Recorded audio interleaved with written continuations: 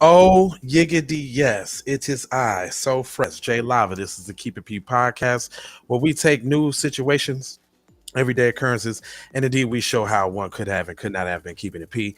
And I am not trying to tell you what to think. I'm trying to show you how to think. That's the reason why I bust down the articles the way that I do. And today, we talking about Dave Chappelle and the terrorist organization, the Alphabet Crew. It says a Minneapolis venue canceled Dave Chappelle set hours before the showtime. Now, I wonder why. Why this man can't go do his job and say a couple jokes? Because some people all tighten their little feelings over their little bussy respect. But it goes on to say a U.S. venue canceled Dave Chappelle's stand-up show just hours before it was due on stage Wednesday after critics lamented the scheduled gig for following controversy the comedian's jokes about transgender people. So transgender people. What about equality, y'all? What happened to equality? Trans people don't want to be equal just like everybody, so everybody can get to smoke. Disabled people, transgender, gay, unisex, whatever you is, you can get the smoke on a joke. What happened to equality? Because you and your little feelings, huh? Because he said something that touched home and was true. How y'all act like a terrorist organization. You must be a terrorist organization if you're threatening violence on a guy just trying to do his job and tell some jokes. I mean, come on, Alphabet community. It goes on to say, and a statement on its website, First Avenue, Minneapolis, Minnesota, said Dave Chappelle's show would move to the city's Varsity Theater, where the comedian U.S. to perform on Thursday and Friday. The First Avenue had announced the Chappelle show earlier, but was its thing. Chappelle drew backlash last year for material on his Netflix special Closer, where he talked about the LGBT and blah, blah, blah. It says to staff, artists in our community, we hear you and we are sorry. We know we must hold ourselves to the highest standards, and we know we let you down. And we are not just a black box with people in it. We understand that First Staff is not just a room, but a meaningful beyond our. First of all, let me tell y'all something. I'm from Minneapolis, Minnesota, and when I tell you that shit is damn near on the equivalent of San Francisco and Atlanta with the gay shit, I mean, and Chicago, Minnesota is a gay mecca as well. I mean, they even got this bar that I was fortunate enough, and I'm gonna say this, I was fortunate enough to shoot a documentary in a gay bar called A Gay 90s.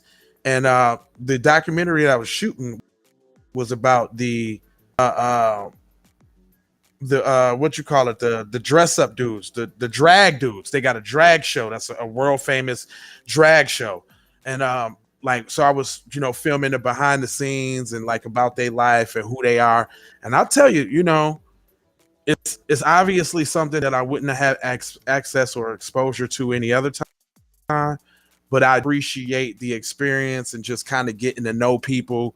And like they say, you know what I'm saying? I'm more open-minded than some of our PC and white racist people who just can't get over somebody's black and understand it.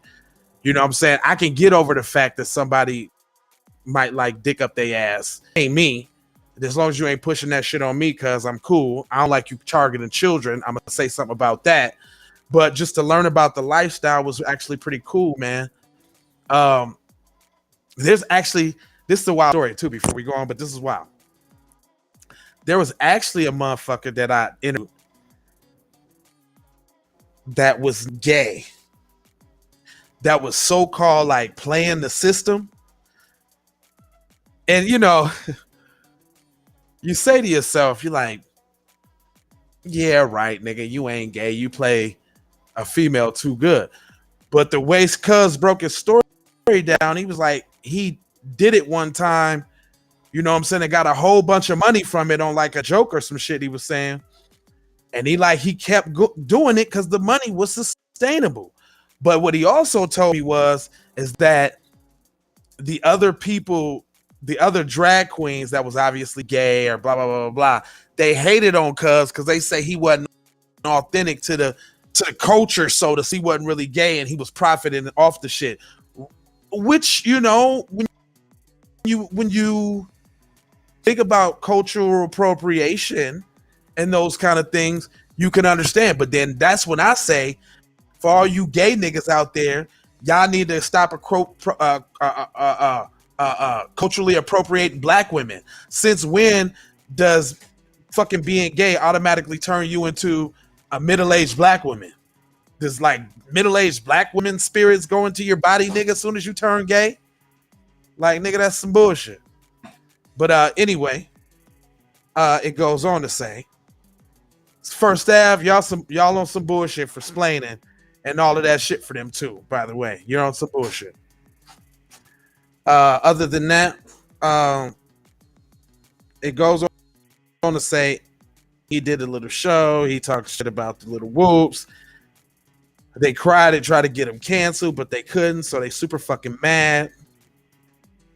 It says first staff team and you and I, the first staff team and you have worked hard to make our venue the safest place in the country, and we will continue with that mission. We believe it is diverse voices and freedom of artistic expression, but in honoring that, we lost sight of the impact this would have.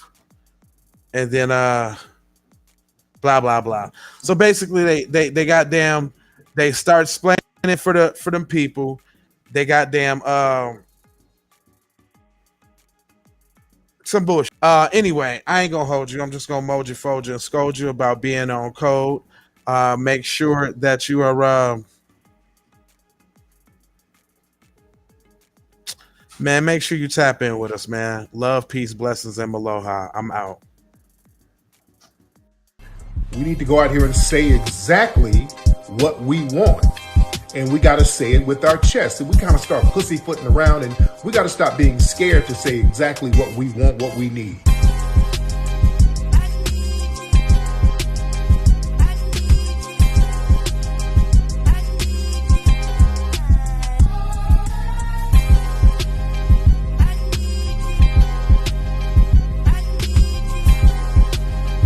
We need that paper. Say it with your chest. Damn all that. We need justice